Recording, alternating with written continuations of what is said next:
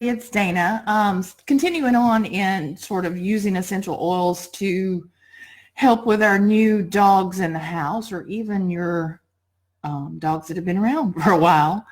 One of the things that we all try to do is, is figure out how to stop using the topical and oral deterrents for the free riders that come along with our dogs and cats.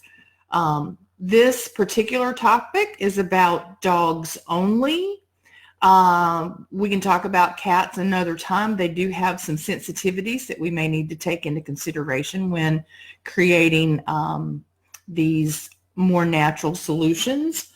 And it is not about pregnant dog mamas, right? So if you are a breeder or a rescuer who sometimes has pregnant dog mamas, this is not the right formula. There are options, but this isn't it. So just take that in consideration, that there are some special circumstances that we have to be aware of. But for the everyday dog,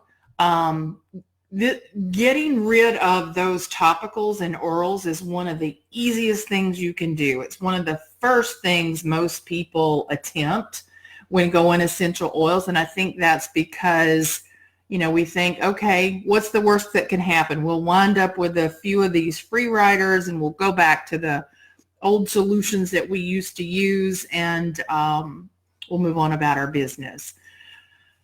If you have a dog that is unwell at all for any reason, even more justification for you to step away from the topicals and orals that most people are accustomed to and go to an all-natural. Those orals and topicals can cause all sorts of damage, sometimes immediate to our animals, sometimes forever to our animals, and then sometimes we see it as this chemical load that builds up. And I call it sort of breaking the camel's back, right? We can tolerate until we reach that tipping point and we cannot tolerate it anymore.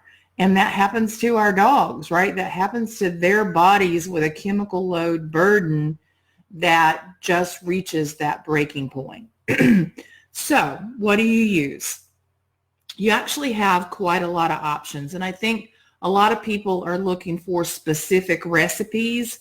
I'm going to shoot you out to my blog about all of this, called thewelloiledcanine.com, and just search for it. You'll find information about that. I'll try to link it to the post in this video at the end. But you've got a couple of options.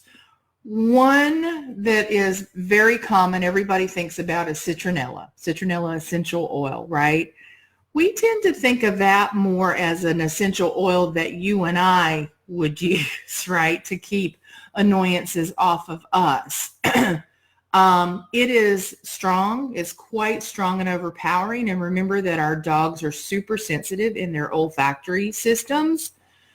So for some, that may be a little too intense, but it's certainly beneficial as one of your choices.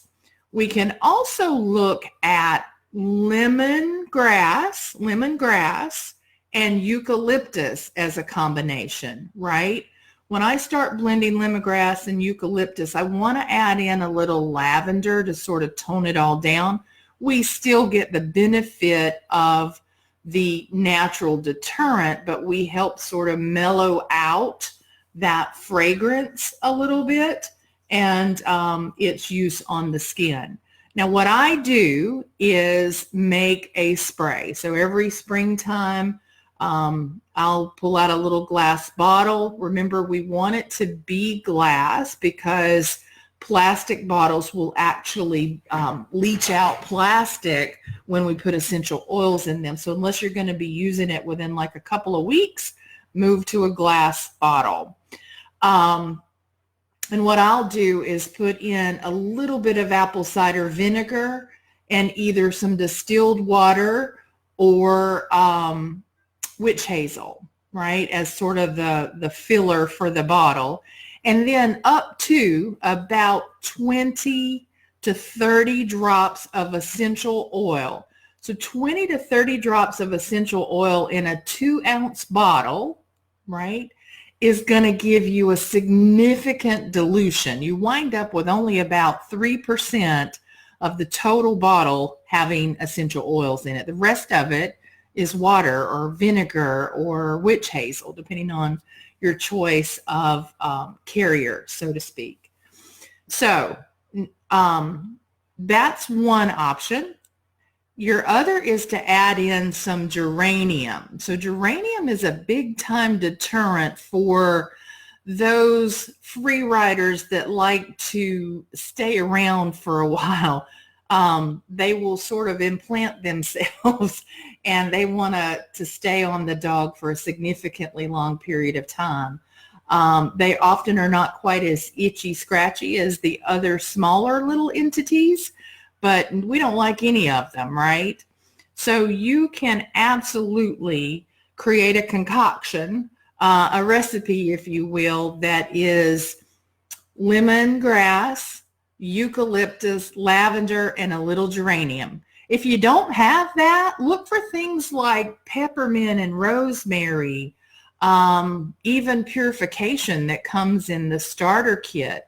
So I know whenever I find myself stepping in those evil, dreaded heels of ants out on the ground, that essential oil put on those little bites will be beneficial to me. It makes that go away. But remember, we're looking to try and deter the attraction of these free riders on our pets for the entire summer. One of the other things that I want you to think about that I seldom hear people talk about is how important the base nutrition is to being a natural deterrent. So the food that I use, remember we talk about Volhard dog nutrition quite a lot. I use it a lot. I mean, it's the food I use and I recommend it to a lot of my clients. It has in it diatomaceous earth, apple cider vinegar, blackstrap molasses, the right portions of vitamin B. All of these things, especially combined together, offer us some natural deterrent, right? So important to know that. And, you know, I went into this thinking I needed to sort of spritz the dog every day. I wound up sort of shifting and experimenting and trying things and maybe not doing it, but every other day or a couple of times a week. And then I went to only when we were going to be hiking out in the wooded areas. And what I found, especially this summer, is I had to apply very little essential oil to my dogs, and we had zero issues. Now, one of the other things that I do is I spray the yard with cedar wood oil. So cedar wood is also a natural deterrent. I don't use my Young Living essential oil for the outdoors. What I do is I purchase Wonderside. There are other options, but it's an essential oil type product made from cedar wood. And you hook it to the garden hose sprayer and you spray down the trees and the shrubs and the grass and the patio and whatever else might be in your yard. A lot of people will often use cedar wood chips as the mulch around their flower beds and all. So you have that as an option also.